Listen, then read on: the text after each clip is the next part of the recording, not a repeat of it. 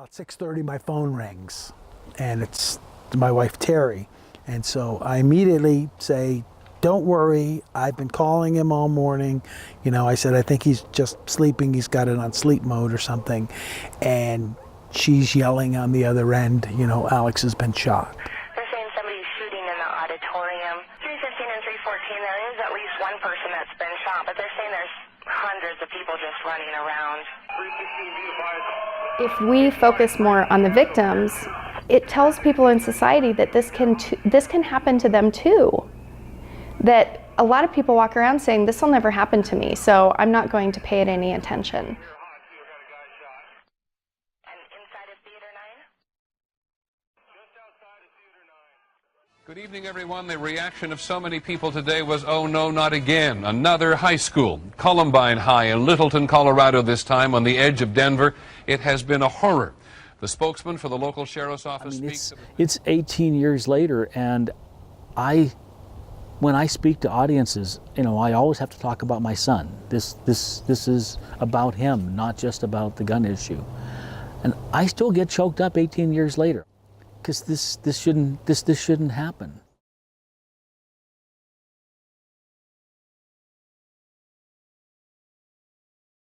He was, he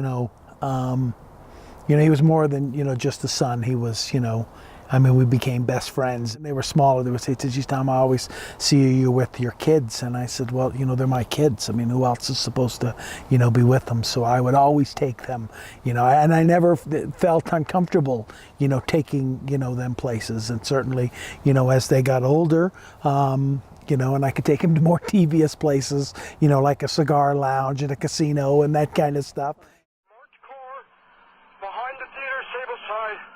The suspect in a gas mask. We also have another victim on the north side of this theater in the parking lot. I'm being told that he's in theater 9. Okay, hold that position. Hold your suspect. 16, I got 7 down in theater 9. I was out there by myself. A couple of Alex's friends were there with me, and I looked over, and there was all the media people were standing at cameras and all of that. And I said, to his friend, I said, I'm going to go, put these people to work. I said, because, I don't know where he is. And so that's what I did. I went over, with his picture and held it up and said,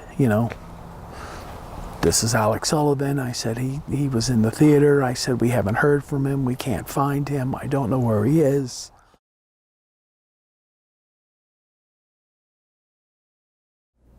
I just kept thinking, like, this can't be happening. I kept waiting to wake up. I think I spent a solid 2 years waiting to wake up. Like, this just doesn't happen to people like us. He was a teacher. We were just normal. We weren't rich, we weren't poor. We were just living our lives, and now all of a sudden, like, we're on the front page of the Japanese newspaper. One of the primary messages I like to give to people also is, again, this is not about taking people's guns away. There are 275 million, over 275 million guns in this country. How are you going to take away 275 million firearms? It's not possible. But shouldn't we be trying to reduce that number? Eyewitnesses say the 2 gunmen wearing black trench coats and black masks came in shooting and began working their way through the school. It was like a war zone.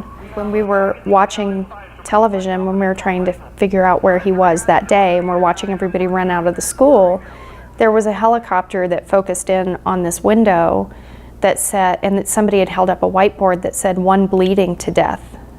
And my mom being so upset, like, oh my gosh, that poor student, I can't believe this is happening. And she just started sobbing, and we didn't know that was for Dad. They have to take us seriously. I mean, and this happens to me a lot. I mean, people talking down to me that, because you don't have a closet full, of firearms, and you don't really understand. Oh, it's a very serious problem in this country that we've just come to accept these as normal. Not as right. I'm not trying to say that Americans are cold-hearted and they don't care. They do, but I think they feel powerless. And it has become somewhat normalized. It's just, oh, thoughts and prayers, thoughts and prayers. Now it's like, oh, well, that was a month ago. And we forget about it. And I mean, it was like the world stopped, and now it's like the world blinks. The world stopped for Columbine. The world blinked for Las Vegas.